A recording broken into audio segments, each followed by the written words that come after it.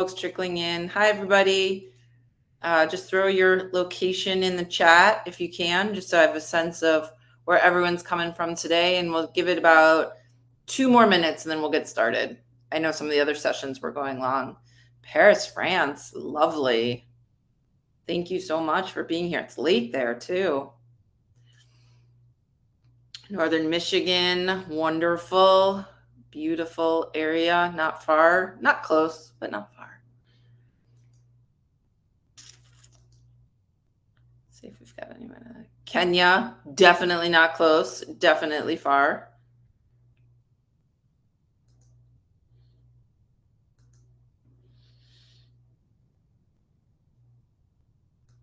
All right, for everyone just trickling in, we're putting our locations in the chat just so I have a sense of where everybody's from. I don't know if other people have been watching today. I've noticed people really have not had slides. I'm gonna go crazy and have some slides because hopefully they'll be additive. If anybody at any point feels like we're in a slide heavy place and just wants to jump out and ask a question, I'll keep the questions open. So feel free to let me know. And we can go ahead and get started here. So thank you guys all for attending 5 indicators of healthy sales marketing alignment, assuming you're either working in sales or in marketing, which is why this is appealing to you. The reason why I am presenting on this is because I actually wrote an article for Tech Target on the 5 indicators of healthy sales marketing alignment. Shocking, I know. Was published last month, and I submitted it to Medium. So I'm excited to talk to you guys about it.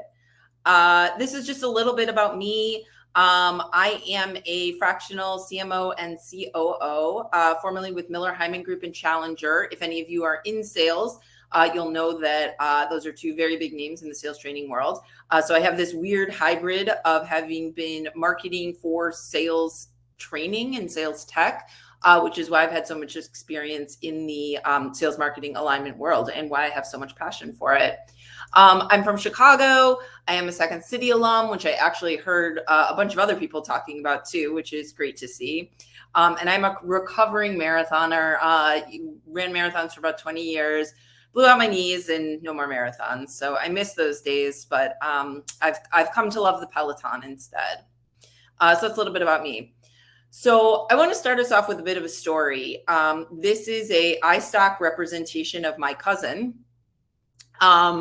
And he likes to tell the story of how on a busy Saturday, he was stuck in traffic, 3 screaming kids in the minivan in the back. He noticed a car trying to enter from the side street, right? He's honking, he's cursing, this woman in her fancy car, inching her way in, trying to cut him off, right? So he's super annoyed. Once he gets close enough, window to window, he realizes that this woman isn't a faceless woman at all. It's his doctor. And it's not just his doctor. It was his oncologist who years before had saved his life. After this realization, for him, the situation changed.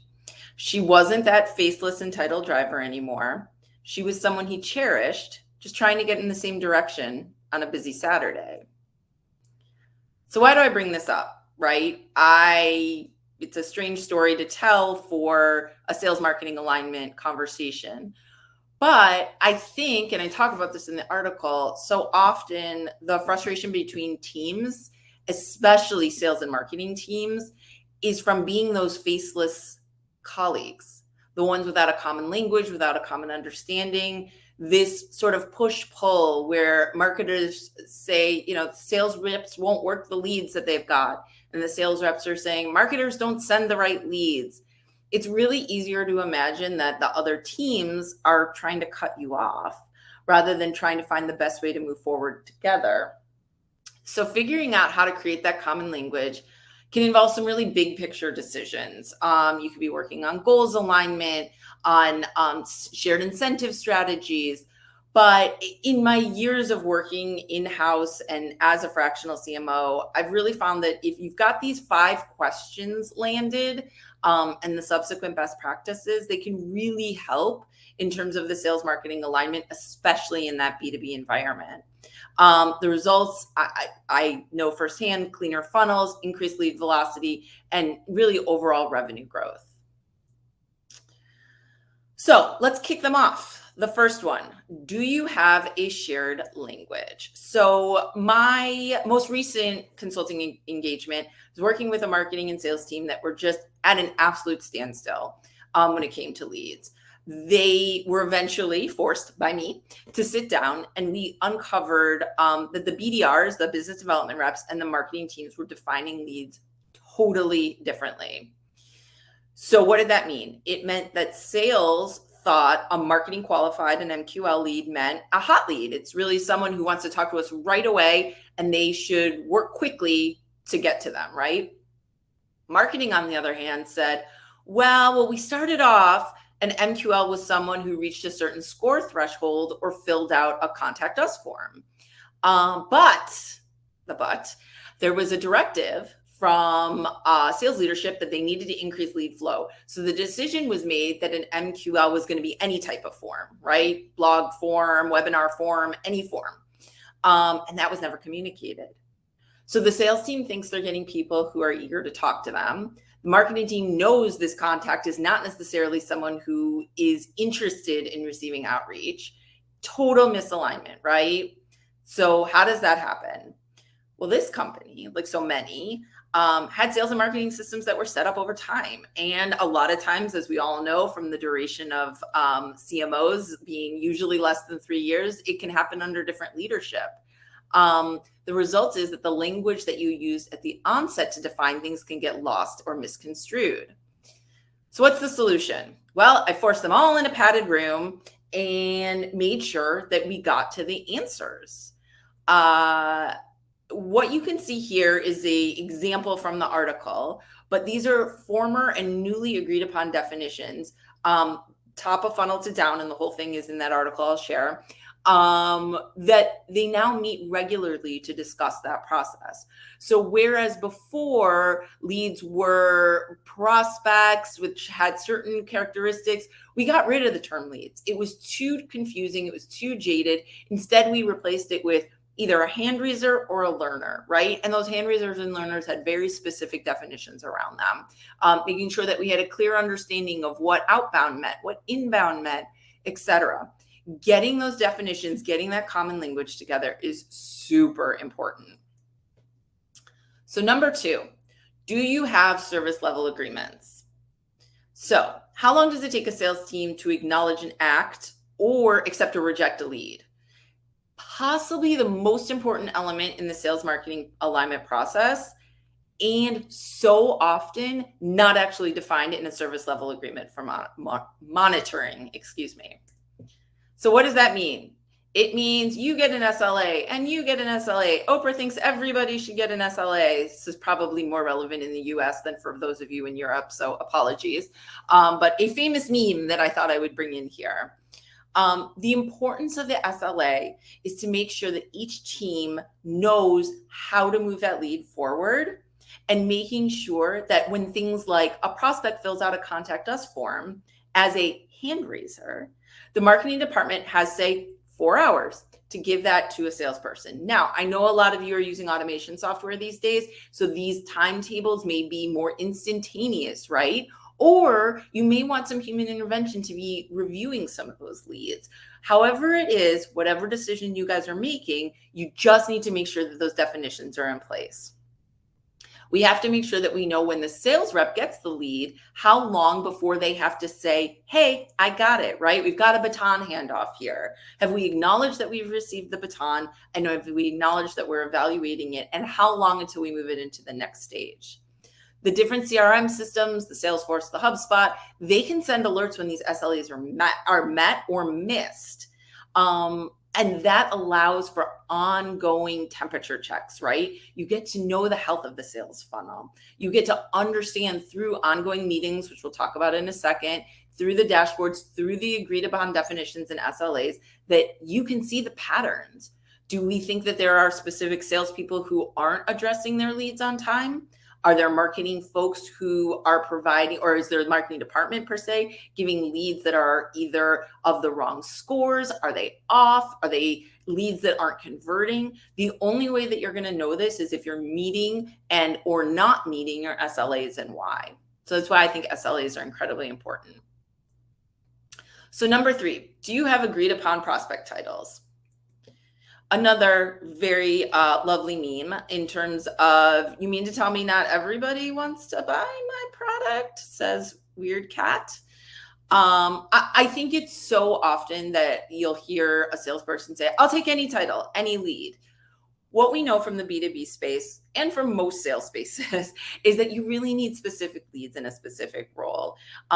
You may need to build a case with a junior level practitioner. You may need to get buy-in from the C-suite. Regardless, you may need both. You need to do enough audience testing and encourage the feedback and the conversation between marketing and sales to determine who gets that target. We need to define the pieces of the persona to make sure we understand who the human is and how to actually outreach to that person. So number 4, is there consistent reporting from marketing to sales teams?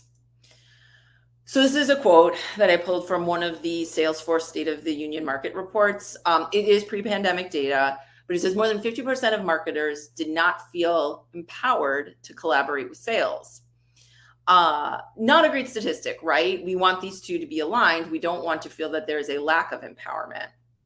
I don't think that that necessarily the pandemic helped, because we were actually further apart than we were together. So if this data is in fact getting worse, how do you create that successful collaboration and do so by creating checks and balances? So we already talked about, you create the common definitions, you create the SLAs, you need to create the dashboards, right? The dashboards, and they're the systems that you have, the Salesforces, the HubSpots, the Active Campaigns, these are going to help you create these dashboards, but they put the group's collective needs, their collective SLAs, their collective dashboard, all of it goes in one place, and you're able to create alignment. There's an asynchronous understanding here and collaboration amongst those stakeholders. It decreases confusion, it increases the discussion, and it becomes the source of truth. I can't tell you how often the frustration comes from not having one source of truth. If there is a way to get there, I highly encourage you to create these dashboards. In addition to the dashboards, incredibly important, and one of the biggest successes I've seen is creating twice monthly meetings between sales and marketing. I know that can seem like a lot. We all have a lot of meetings, but if you can do 30 minutes between sales and marketing twice a month, you get the opportunity to do the micro and the macro check-ins, right? So macro, you're looking at things like overall volume, opportunities for improvement, trends that you're seeing.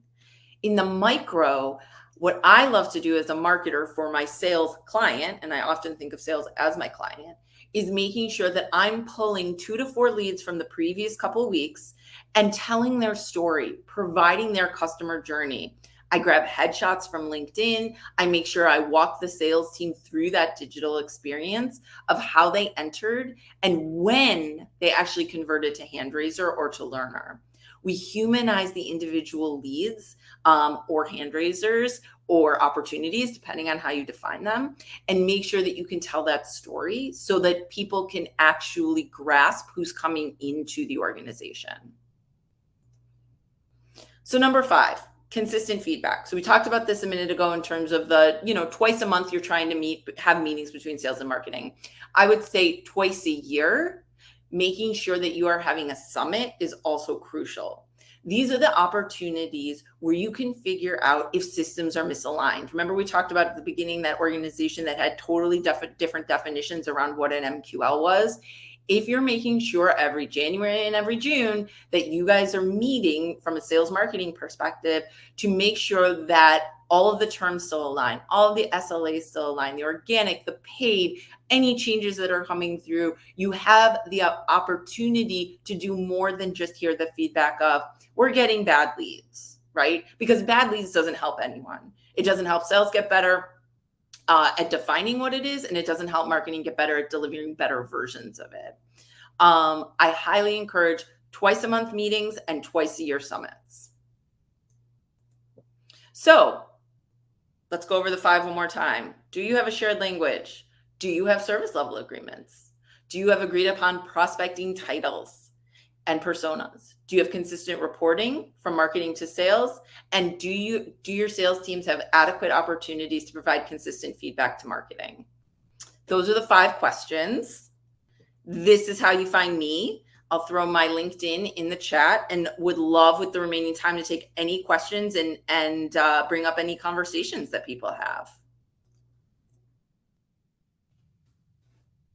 I went through that really fast.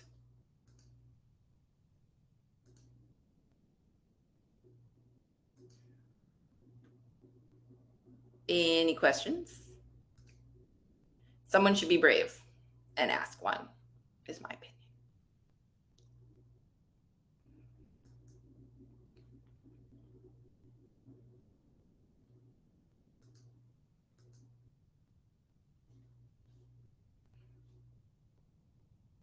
Well, we don't have any yet, so I'll wait a minute, even though I think may or may not get some. I'm really curious what people think about the cadence, the 2 times a month and 2 times a year in terms of creating that sales marketing alignment. Does anybody feel like that is too much, too little? Has anyone implemented anything like this before?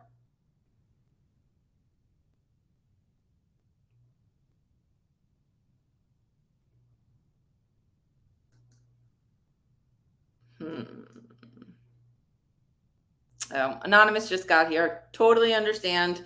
It is kind of a dynamic experience, this medium day, and people are jumping around a lot. So I think what I would say is, again, it's best practice, in my opinion, to be able to do that type of cadence, but I don't think that it necessarily is chapter and verse for every organization. You can work to make it work for your organization, which might mean increasing frequency or decreasing frequency. But the trick is really making sure that you create an enablement process that works for both. Um, got it. So sounds about right. So you're starting a company. I think in that case, your sales and marketing alignment should be really good because it's probably one person. There's interesting. I'm doing another talk in about an hour for getting beyond the founder sale, and doing that with a partner of mine. And we talk about putting in place some of these practices so that when you do move beyond the founder sale, you do have enough differentiation between the sales and marketing organizations that you can start to teach these tools to both sides of the house. I'm curious, for anyone starting an org, are you starting out with a CRM? And are you using that for your marketing and your sales efforts? If anyone can talk about that.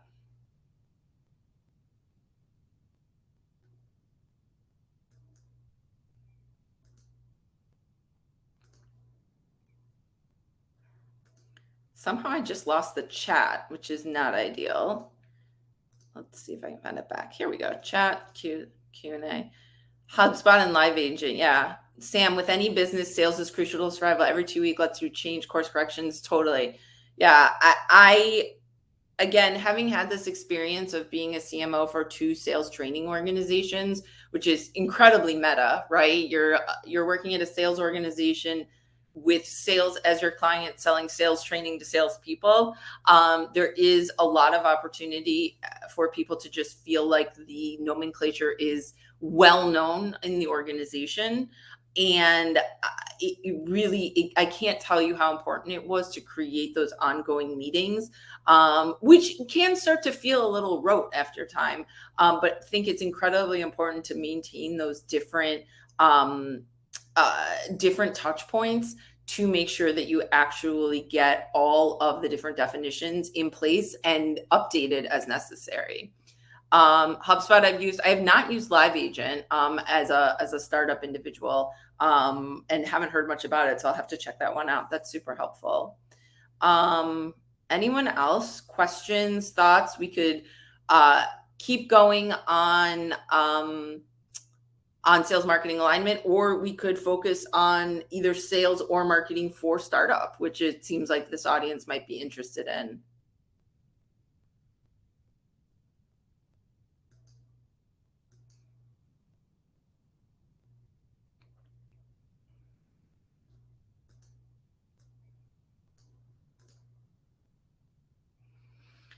All right. Well, if no one else has any other questions, what I would say is please feel free to reach out to me via LinkedIn. I'm more than happy to connect with anyone. Can certainly provide this deck if folks are interested.